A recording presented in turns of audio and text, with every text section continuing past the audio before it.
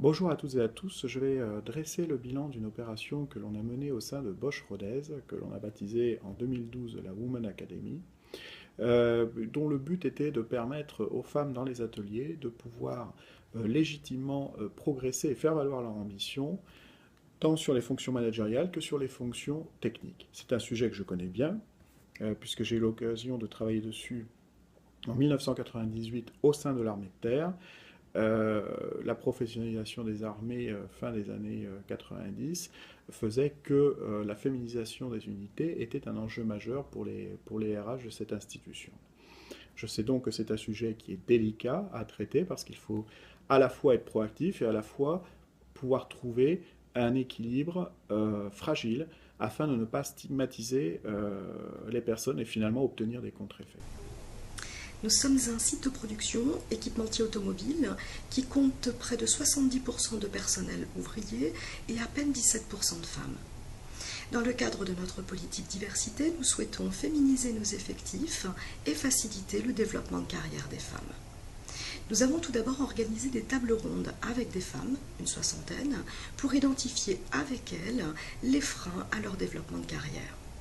Et constatant que l'un des freins majeurs était leur appréhension du regard de leur manager, nous avons travaillé avec des managers pour les sensibiliser à l'intérêt des équipes mixtes et faire des différences de comportement, des différences de leadership, une complémentarité, un atout et non plus une opposition. Nous avons organisé des séminaires, les séminaires regards croisés, afin de permettre de lever un certain nombre de tabous, d'analyser les freins qui pouvaient exister dans les têtes des managers pour voir ces femmes progresser sur les fonctions d'agent de maîtrise ou d'opératrice professionnelle, et d'essayer de faire tomber un certain nombre de préjugés, de stéréotypes et d'idées reçues. 3 séminaires regards croisés hommes-femmes ont rassemblé 35 managers, hommes et femmes. Axel et Philippe nous ont fait réfléchir à cette question du genre et ont souligné en particulier les stéréotypes.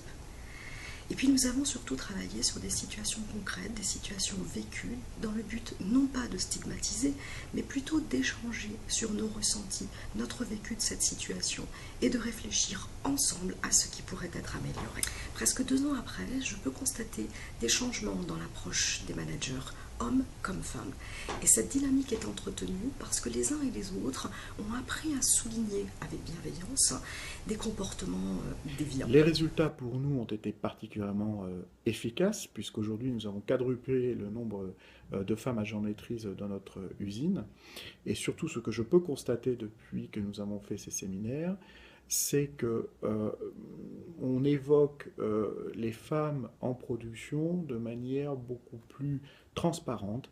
Il suffit de regarder les résultats en matière d'embauche. Jusqu'en 2012, nous nous situons avec un taux de recrutement situé entre 20 et 24% de femmes par rapport à l'ensemble des embauches que nous avons pu faire, et nous étions à 39% en 2013. Et je reste convaincu que la tenue de ces séminaires et le changement d'état d'esprit ainsi que le changement des regards de l'ensemble de nos managers, notamment agents de maîtrise, y a été pour beaucoup.